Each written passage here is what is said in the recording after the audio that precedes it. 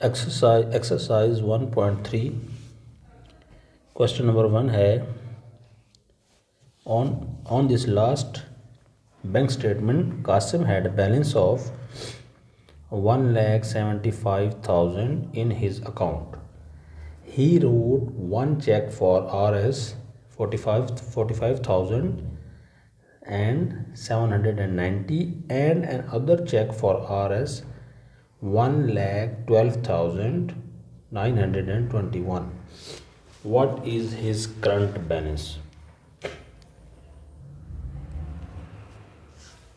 इस क्वेश्चन में सिंपली जो चीज़ हमें बताई गई है वो ये है कि कासिम के बैंक अकाउंट में तकरीबन कोई 1,75,000 रुपये पड़े हुए हैं। तो उसने क्या किया है, उसने दो चेक निकाले हैं, एक 45,790 का और एक और चेक उसने 1,12,921 रुपीज़ का निकाला है। ठीक है, जब ये दो चेक वो बैंक से ड्रॉ कर लेता है तो उसके बाद रिमेनिंग उसके पास बैलेंस कितना बचता है, इसमें ये हमने फाइंड करना है। तो सिंपली इसमें हमने क्या बताना है, फर्स्ट ऑफ ऑल उसके पास इनिशियल बैलेंस कितना था, what is initial balance. Check draw करने से पहले का बैलेंस वो है Rs 1,75,000। देन वो क्या करता है, इसमें से एक चेक ड्रॉ करता है। जो पहला चेक निकाला गया है चेक 1 वो है Rs 45,790 रुपीज़। चेक 2 जो दूसरा चेक ड्रॉ किया गया है उसकी अमाउंट है Rs 1,12,921 रुपीज़। तो टोटल अमाउंट जो उसने ड्रॉ की बैंक से, टोटल अमाउंट वो इन दोनों चेक की अमाउंट का सम निकालने से हमें पता चलेगी, जो कि है 45,790 प्लस 1,12,921। इन दोनों का सम आएगा Rs 1,58,711। अब ये जो अमाउंट है, ये अमाउंट उसने बैंक से निकलवा ली, इनिशियल बैलेंस में से ये अमाउंट उसने निकलवा ली बैंक से। अब जो रिमेनिंग अमाउंट होगी वही उसका बैलेंस होगा। रिमेनिंग अमाउंट कैसे निकलेगी, सिंपली हमने उसमें क्या करना है, इनिशियल बैलेंस में से टोटल अमाउंट को सब्ट्रैक्ट कर देना है। तो करंट बैलेंस क्या बचेगा,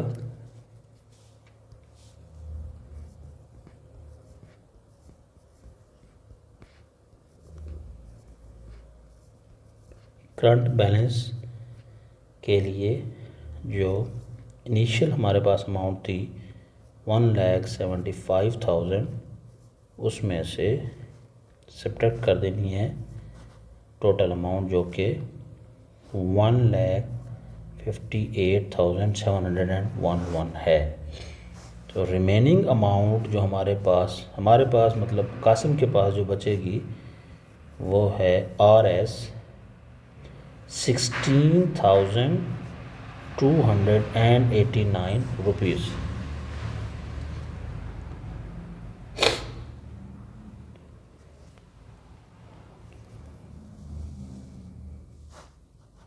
This is the answer of the question 1. Question number 2 है, last week Wajid drove 283.5 kilometer on 16.2 liter of petrol. He says that he averaged about 1.7 kilometer per liter. In his answer, is his answer reasonable? Explain. तो इसमें question में पूछा गया है कि last week Wajid ने मतलब 283 किलोमीटर गाड़ी चलाई है और उसकी गाड़ी का जो पेट्रोल यूज़ हुआ है वो 16.2 लीटर यूज़ हुआ है। और वाजिद के मुताबिक वो कह रहा है कि उसकी गाड़ी की जो फ्यूल एवरेज है वो तकरीबन कोई 1.7 किलोमीटर पर लीटर, मतलब कि 1.7 किलोमीटर पे 1 लीटर उसकी गाड़ी ने फ्यूल यूज़ किया। तो क्या ये उसका आंसर रीज़नेबल है? तो इसके लिए क्या होगा कि Wajid drove 283.4 kilometer on 16.2 liter of petrol.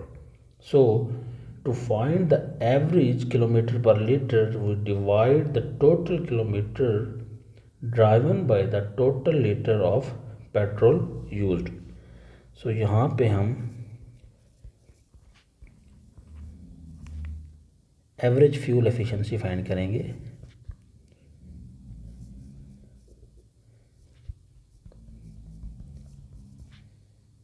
which is total kilometer divided by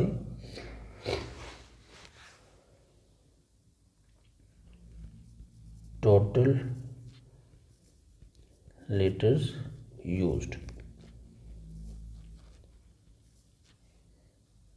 so fuel efficiency जो है वो हमें फाइंड होगी, टोटल किलोमीटर उसने ड्राइव किए थे 283.4 किलोमीटर और पेट्रोल यूज़ हुआ 16.2 लीटर।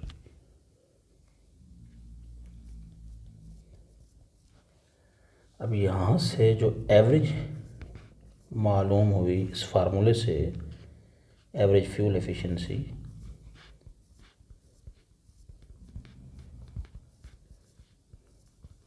वो है 17.5 kilometre per litre. It's mean कि 1 लीटर में उसकी गाड़ी ऑलमोस्ट 17.5 किलोमीटर तकरीबन ड्राइव हुई है। सो इस हिसाब से तो वाजिद ने जो बात कही है कि उसकी गाड़ी 1.7 किलोमीटर का फ्यूल एवरेज दे रही है, ये टोटली रॉन्ग है। So Wajid actual average fuel efficiency वो कितनी है? Actual fuel efficiency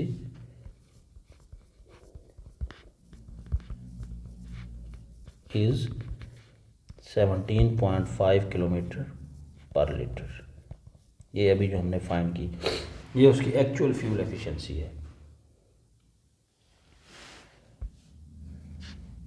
not 1.75 kilometre per litre. It seems there was a misunderstanding of a mistake in his claim. Therefore, his answer of average about 1.7 kilometer liter is not reasonable.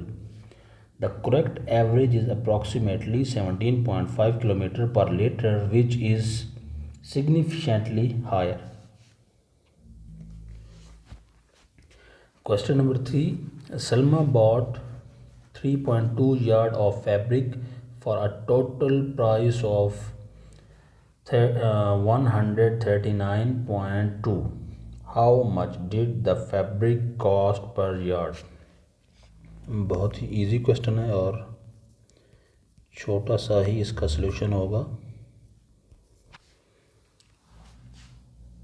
Total price हमारे पास है इसकी, total price which is given RS 139.2 and total yard is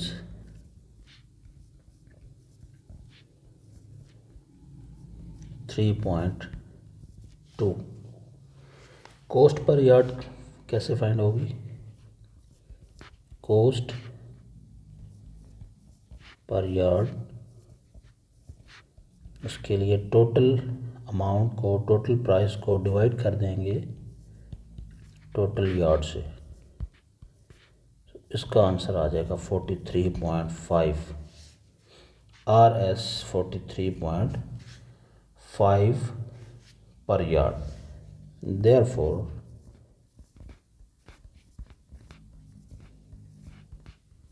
the fabric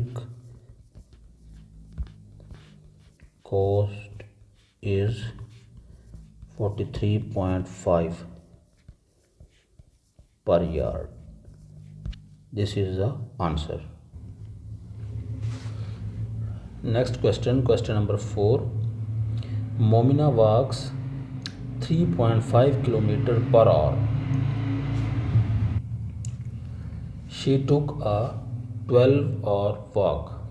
How far did she walk? इसमें उसकी जो walking speed है वो 3.5 kilometre per hour है। सो जो उसकी स्पीड है वो है 3.5 किलोमीटर पर आवर, और वो टोटल जो टाइम स्पेंड करती है वॉकिंग का वो 12 आवर है। सो टाइम ऑफ वॉकिंग वो 12 आवर है। अब टोटल डिस्टेंस कितना कवर होगा इससे, डिस्टेंस, क्योंकि 12 आवर वो वॉक कर रही है और उसकी स्पीड 3.5 है। सो इसके लिए जो टोटल डिस्टेंस होगा वो होगा, स्पीड को हम मल्टीप्लाई कर देंगे टाइम के साथ और आपका यहाँ पे टोटल डिस्टेंस फाइंड हो जाएगा। मीन कि 3.5 को मल्टीप्लाई करेंगे 12 के साथ, ये हो जाएगा 42 किलोमीटर। सो 12 घंटे में अगर 3.5 किलोमीटर की स्पीड हो तो 12 घंटे में 42 किलोमीटर सफ़र कवर होगा। This is the answer. Momna walked for 42 kilometre in 12 hours. Question number 5 given है, the hiking club went on a 7-day trip. Each day they hiked between 5.5 and 7.5 miles. It is reasonable to assume that clubbing the days the club hiked. A part है less than 35 miles, B part between 35 and 55 miles, और C part है equally 55 miles, या D है more than 55 miles. Solution, so minimum जो इसका distance है वो find कर लेते हैं और मैक्सिमम डिस्टेंस फाइंड कर लेते हैं।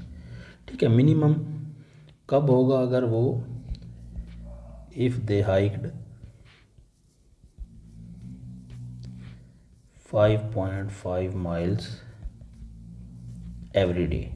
ओके, तो 5.5 के अकॉर्डिंग अगर वो एक वीक में 7 डेज़ वॉक करते हैं तो 5.5 माइल्स को आप 7 से मल्टीप्लाई करें तो ये आलमोस्ट 38.5 माइल बनता है।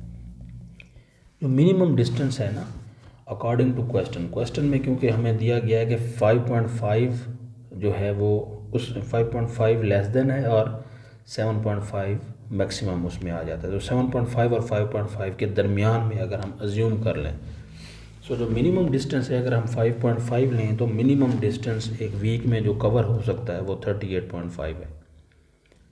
देन मैक्सिमम डिस्टेंस पे आ जाए, मैक्सिमम डिस्टेंस कितना हो सकता है,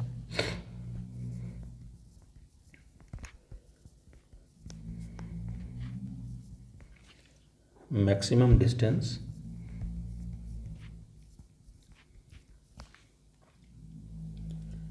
if they hiked 7.5 miles, so 7.5 को मल्टीप्लाई करें 7 के साथ,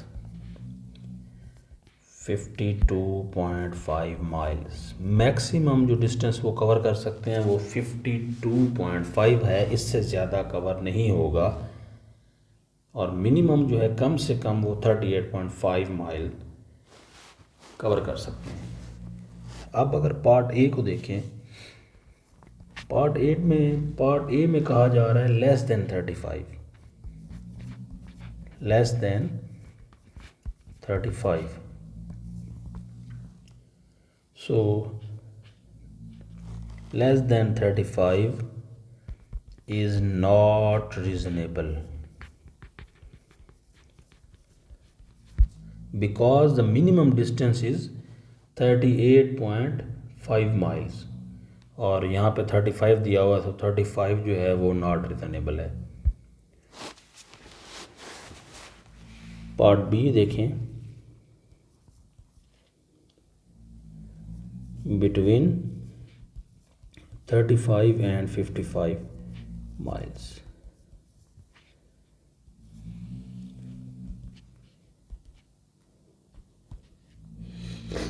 ये हमारे पास रीज़नेबल है, दिस इज़ रीज़नेबल बिकॉज जो मिनिमम डिस्टेंस है वो गिवन है हमें। मिनिमम डिस्टेंस चूँकि 38 है, सो ये उसके बिटवीन आ जाता है 35 और 55 के दरमियान में। So this is reasonable since both the minimum हमारे पास 38.5 है and the maximum,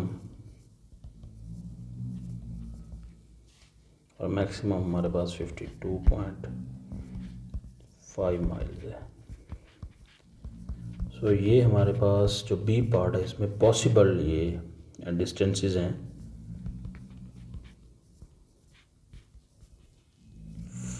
fall with in this range.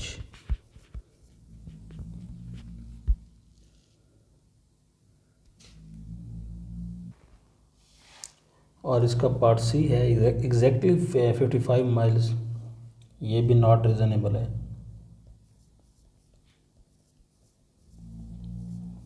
Not reasonable because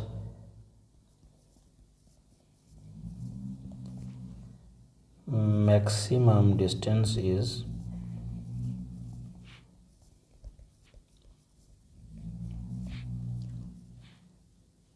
52.5 miles. So ये तो बढ़ गया 52 से, मतलब 55 है, एग्जैक्टली 55। तो ये पॉसिबल ही नहीं है, ये भी नॉट रीज़नेबल है। और मोर देन 55 ये भी नॉट रीज़नेबल है।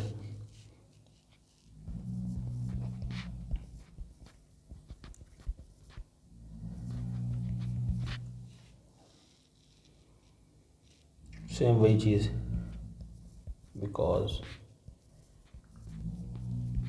maximum distance is 52.5 miles, which is less than 55 miles. Question given है question number 6. For a class party, the student council purchased 42 balloons at Rs 1.85 each. What is the total amount the student council paid for the balloons? So एक class की student party है, उसके लिए जो student council है उसने तकरीबन कोई 42 बैलून्स ख़रीदे हैं और एक बैलून की जो कीमत है वो 1.85 है। तो टोटल उन्होंने कितने पैसे पे किए होंगे 48 बैलून्स के लिए? सो नंबर ऑफ बैलून्स कितने हैं? नंबर ऑफ बैलून्स वो हैं 42 और एक बैलून की कीमत कॉस्ट पर बैलून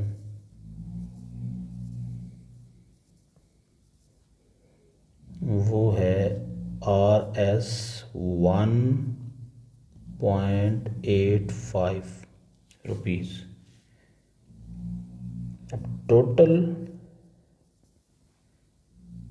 अमाउंट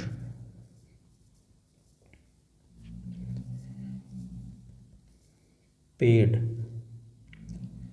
वो नंबर ऑफ बैलून्स को मल्टीप्लाई कर देंगे कॉस्ट के साथ। यहाँ से आपके पास जो टोटल अमाउंट है वो आ जाएगी RS 77.70। So therefore the student council paid RS 77.70 for the balloons. Question number 7 है a group of friends made 4-yard long rectangular banner. So they paid RS 3.75 per yard for the fabric and RS 9 for the firm to go around the banner. 10-yard perimeter. What was the width of the banner? तो यहाँ पे आपने इसकी width find करनी है, ठीक है। So let's denote the length of the banner by L and width by W।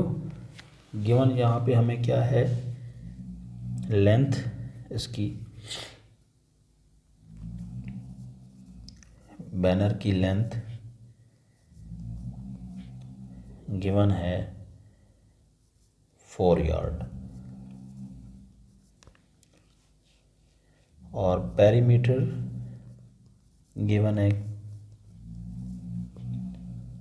इसको P से डिनोट करते हैं और ये है 10 यार्ड। कॉस्ट कितनी आ रही है इसकी, कॉस्ट ऑफ फैब्रिक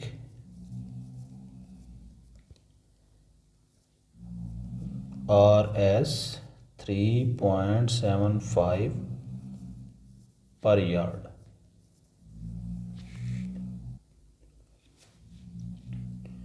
अब फार्मूला पेरीमीटर के क्या है, what is the formula of the perimeter for rectangle, वो होता है हमारे पास P is equal to 2 into length plus width. अब यहाँ पे हमें पेरीमीटर भी गिवन है और लेंथ भी गिवन है और हमने विड्थ फाइंड करनी है, तो पेरीमीटर की वैल्यू पुट कर देते हैं, 10 है पेरीमीटर, 2 इंटू लेंथ भी हमें गिवन है वो 4 है, plus W, 10 is equal to 2 4 ज़ार 8 प्लस 2 जब इससे मल्टीप्लाई होगा तो 2W, 8 को इस साइड पे लेके हैं, यहाँ पे आके 10 में से 8 माइनस हो जाएगा और 10 में से 8 माइनस होगा 2 इज इक्वल टू 2W और यहाँ से जो विड्थ है W वो है 1 के इक्वल, क्योंकि 2 से 2 डिवाइड हो जाएगा, सो विड्थ इसकी 1 हो जाएगी। So therefore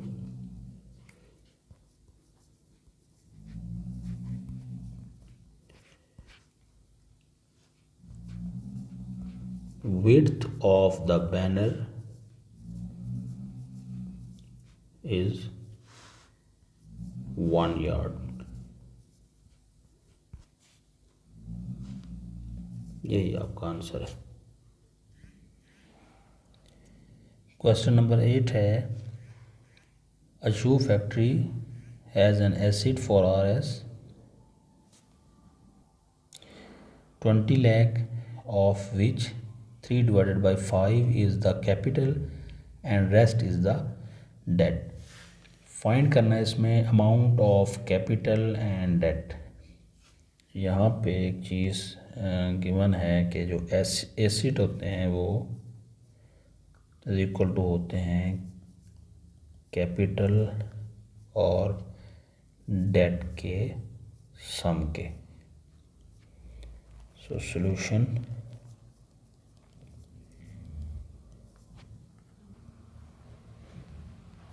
total asset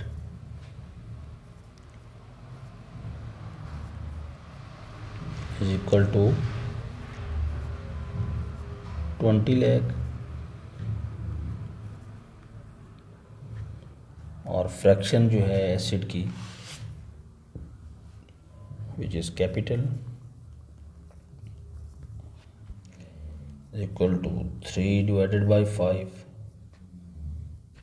first let's calculate the amount of capital. So capital की अमाउंट को कैलकुलेट करते हैं. कैपिटल कितना होगा? कैपिटल फाइंड करने के लिए जो टोटल एसेट हैं उसको हम मल्टीप्लाई कर देंगे 3/5 से. सो टोटल 20 लाख है, उसको डिवाइड करें ज़रा, मल्टीप्लाई करें 3 डिवाइडेड बाई 5 से. इसको डिवाइड करने से आपके पास कैपिटल होगा 12 लाख के इक्वल. 20 लाख में से 12 लाख इसका कैपिटल आ जाएगा. So to find the amount of debt, अब हमने डेट फाइंड करना है. वी क्या करेंगे? We subtract the amount of capital from the total amount. Total asset में से कैपिटल को आप सब्ट्रैक्ट करेंगे. सो रिमेनिंग जो है वो उसमें आपको उसका डेट मिल जाएगा. Debt is equal to total asset में से सब्ट्रैक्ट कर दें कैपिटल को. टोटल एसेट हमारे पास 20 लाख हैं और कैपिटल निकला है 12 लाख. रिमेनिंग 8 लाख, RS 8 लाख, ये उसका डेट है. Therefore the amount of capital is 12 lakh and the amount of debt is 8 lakh. This is the answer of the question. Question number 9 है world lowest temperature in past 100 year was recorded to be -89.2 degree Celsius at Vostok, Antarctica on July 21st, 1983. Convert this temperature into Fahrenheit and Kelvin scale. दुनिया का सबसे जो कम तरीन दर्जा हरारत है पिछले 100 सालों में वो 21 जुलाई 1983 में रिकॉर्ड हुआ था, जो कि -89.2 डिग्री सेल्सियस पे था. और ये अंटार्कटिका में एक पॉइंट है, वहाँ पे ये फाइंड मतलब मालूम हुआ. अब सिंपली इस क्वेश्चन में क्या कहा गया है कि ये जो दर्जा हरारत आपको सेल्सियस में दिया हुआ है इसको आपने फ़ारेनहाइट और केल्विन स्केल में कन्वर्ट करना है. सबसे पहले तो फार्मूला देख रहे हैं इनका. फ़ारेनहाइट फाइंड करने का फार्मूला होता है F is equal to 9 divided by 5 Celsius और इसमें ऐड कर देते हैं 32 को. और केल्विन का अगर फाइंड करना है उसको कैपिटल K से डिनोट करते हैं. वो होता है सेल्सियस में आप +273 को ऐड कर दें तो आपके पास जो टेम्परेचर फाइंड होगा वो केल्विन में होगा. अब सबसे पहले सिंपली क्या करेंगे, अगर आप इसका फ़ारेनहाइट फाइंड करें या केल्विन फाइंड करें उसका फार्मूला बता दिया गया है, गिवन है. फर्स्ट ऑफ ऑल कन्वर्ट करते हैं इसको फ़ारेनहाइट में. Convert into Fahrenheit.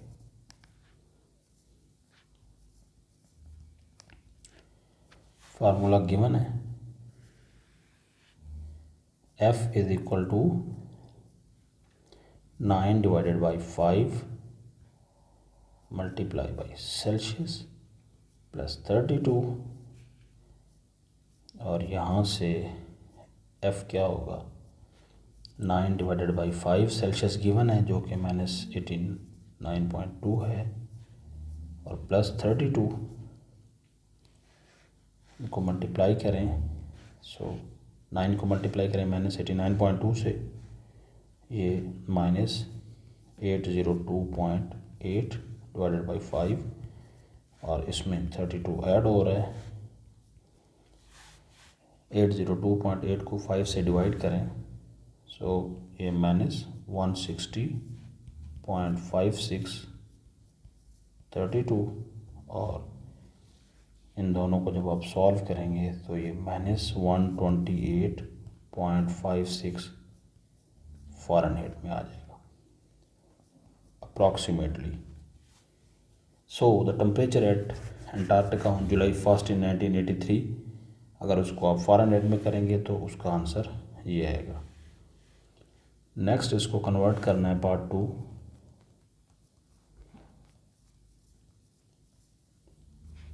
Into kelvin.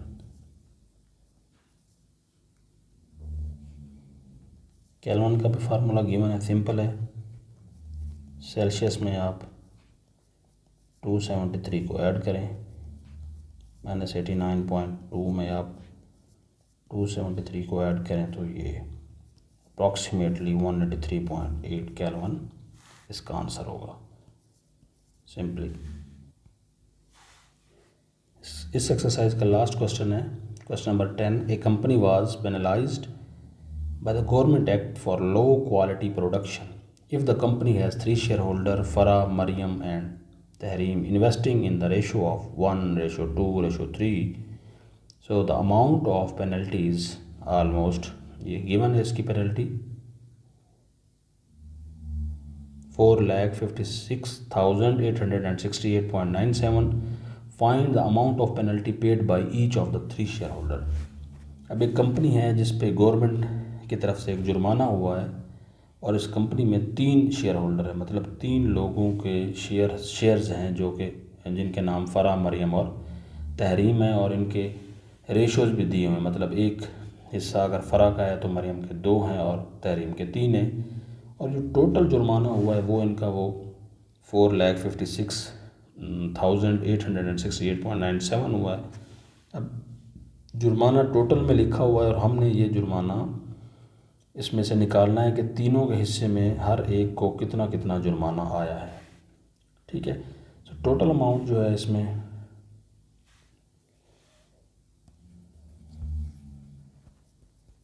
Total penalty की जो अमाउंट है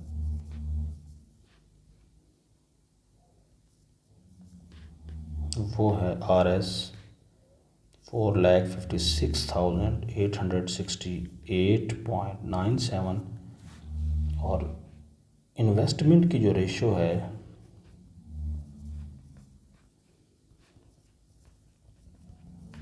वो अगर तीनों की निकालें तो फ़रा, मरियम और तहरीम है, और ये है 1:2:3। Let's denote the amount invested by Farah, Mariam and Tahreem as, इनको आप फ़रा को F से कर लें डिनोट, मरियम को M से और तहरीम को T से कर दें, तो इन्वेस्टमेंट रेशो जो है वो 1:2:3 को हम एक्सप्रेस कर सकते हैं एज FMT, लाइक FMT। ये हमने उनके नाम जो है ना उनको कैपिटल लेटर में, फ़रा को F से और मरियम को M से और तहरीम को T से लिख दिया ताकि ये लिखने में हमें आसानी हो। पहले की जो रेशो है वो 1x है, दूसरे की 2x है और तीसरे की 3x है। तो to find the total investment find करने के लिए हम क्या करेंगे, सम अप करेंगे इंडिविजुअल इन्वेस्टमेंट को। तो टोटल इन्वेस्टमेंट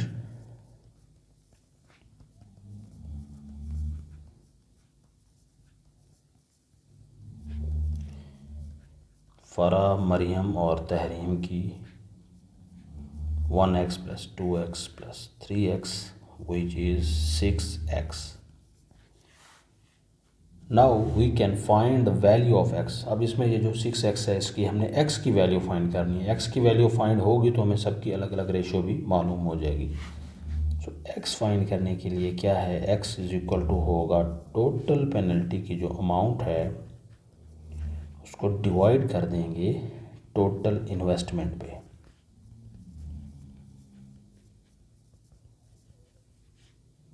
मतलब 4,56,868.97 को अब टोटल जो इन्वेस्टमेंट है वो 6 है, क्योंकि 6x था, तो ये x की वैल्यू जो है वो 76,144.83 हो जाएगी।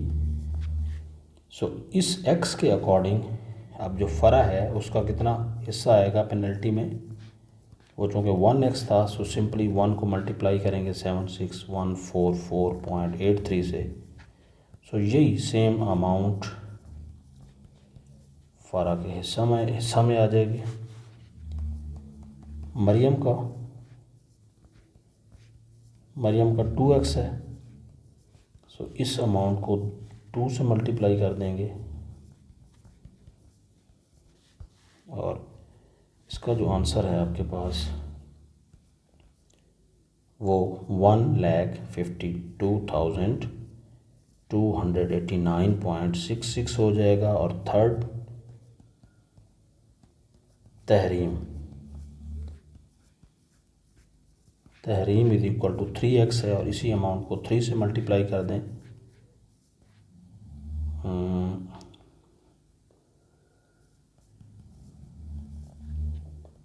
ये 2,28,434.49 आ जाएगा। यही इसका आंसर है। इसमें अलग अलग तीनों का जुर्माना बता दिया गया है, क्योंकि तीनों की जो पेनल्टी है अगर उनको समअप करें तो वही जो क्वेश्चन में गिवन है 4,56,868.97 हो जाएगी। और हमने तीनों की अलग अलग, जैसा कि क्वेश्चन में पूछा गया, वो फाइंड कर दिए। ये इस एक्सरसाइज का लास्ट क्वेश्चन था। इसके बाद इसके रिव्यू के क्वेश्चंस हैं और MCQs, तो उसके लिए हम अलग से एक लेक्चर जो है वो एक अलग से लेक्चर रिकॉर्ड करेंगे, और वो 9th के बिल्कुल एंड में जाके तमाम MCQs का इकट्ठा ही एक लेक्चर बना देंगे, और रिव्यू का भी इसी तरह हम उसका लेक्चर रिकॉर्ड कर लेंगे।